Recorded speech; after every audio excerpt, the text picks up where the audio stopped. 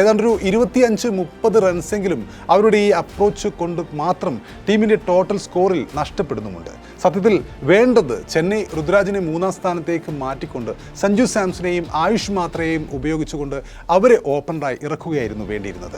അതിനൊപ്പം ഡൽഹിയിലാണെങ്കിൽ രാഹുൽ 3-ാം സ്ഥാനത്തേക്ക് ഇറങ്ങി ഡൽഹിക്ക് പത്തുൻ നിസ്സംഗ, പൃഥ്വി ഷാ എന്നിവരെ ഓപ്പണറായി ഉപയോഗിക്കാവുന്നതാണ്. അതുപോലെ GTക്ക് സായ് സുദർശൻ അവിടെയുണ്ട്. അതിനൊപ്പം ജോസ് ബട്ട്ലറെ അവർ രണ്ടുപേരെയും ഓപ്പണർമാരായി ഉപയോഗിക്കുകയും ഗിൽ 3-ാം സ്ഥാനത്തേക്ക് ഇറങ്ങുകയും ചെയ്യുമ്പോൾ ചിലപ്പോൾ ആ ടീമിൻ്റെ നേട്ടത്തിനായി ഇങ്ങനെ റോളുകൾ ക്രമീകരിക്കുമ്പോൾ ഫലങ്ങൾ ഉണ്ടായേക്കാം.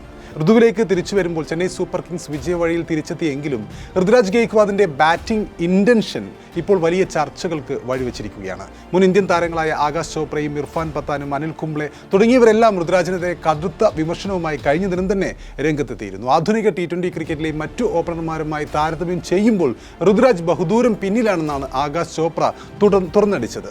ആധുനിക T20 ഓപ്പണർമാരും ഋതുരാജും തമ്മിൽ വലിയ താരതമ്യമൊന്നുമില്ല. ലോകത്തെ മറ്റ് ഓപ്പണർമാർ 178 സ്ട്രൈക്ക് റേറ്റിലും 50-ന് മുകളിൽ ശരാശരിയിലും ബാറ്റ് വീശുമ്പോഴാണ് ഋതുരാജ് IPL-ൽ വെറും 103 സ്ട്രൈക്ക് റേറ്റിൽ ബാറ്റ് വീശുന്നത്.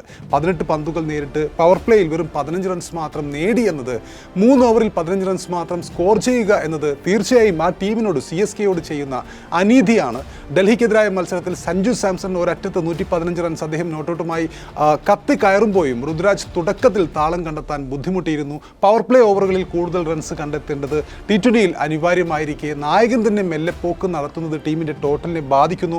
സഞ്ജുവിൻ്റെ ആക്രമണ ശൈലിക്കൊപ്പം ചേരാൻ മാത്രമേ പോലുള്ള ഒരു യുവതാരമാണ് കൂടുതൽ അനുയോജ്യനെന്നാണ് കഴിഞ്ഞ ദിനം ആകാശ് ചോപ്ര പറഞ്ഞത്.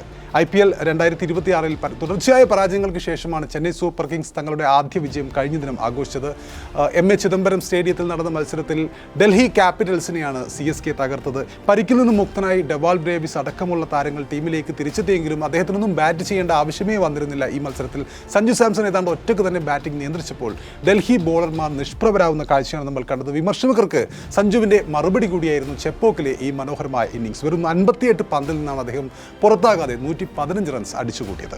കഴിഞ്ഞ മത്സരത്തിൽ ഋതുരാജും പക്ഷേ മത്സരത്തിലേ ഉണ്ടായിരുന്നില്ല എന്നുള്ളതാണ് ഏറ്റവും പ്രധാനപ്പെട്ട വിഷയം. CSKയുടെ ബോളിംഗ് സമയത്ത് ഋതുരാജ് കൂടുതലും അദ്ദേഹത്തെ നമ്മൾ കണ്ടത് ബൗണ്ടറി ലൈനിൽ ഫീൽഡ് ചെയ്യുന്നതായിട്ടാണ്.